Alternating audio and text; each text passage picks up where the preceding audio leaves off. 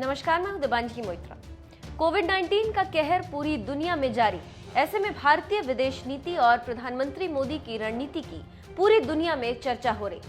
भारत भी इस आपदा में बढ़ चढ़कर भाग ले रहा है। इसी बीच एक महामारी के बीच विश्व स्वास्थ्य संगठन जैसे महत्वपूर्ण संस्था की जिम्मेदारी अगले महीने संभालेगा। मतलब ये कि भारत बतौर लीडर अगले महीने से अपनी जिम्मेदारी निभाएगा।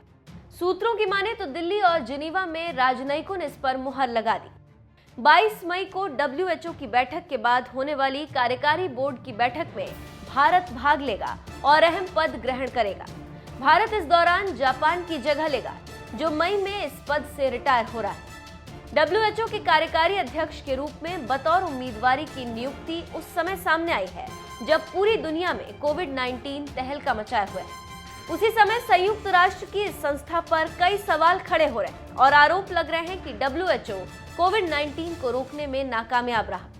दैत्य कोविड-19 ने अब तक पूरी दुनिया में 1,90,000 से ज्यादा लोगों की जान ले ली और इससे कम 27 लाख से ज्यादा लोग संक्रमित हैं। अगर भारत की बात की जाए तो भारत में कोविड-19 से 718 लोगों की मौत हो चुकी है और लगभग 23,000 से ज्यादा लोग संक्रमित हैं।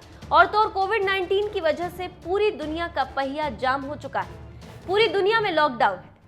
यहाँ पर एक दिलचस्प बात बताते चले कि इससे पहले भी दक्षिण एशिया समूह ने WHO के कार्यकारी अध्यक्ष के तौर पर 3 साल के लिए नियुक्ति पर सहमति जताई थी। इसके साथ ही साथ भारत को दक्षिण एशिया समूह ने रोटेशन के साथ चेयरपर्सन बनाने की अपील की थी।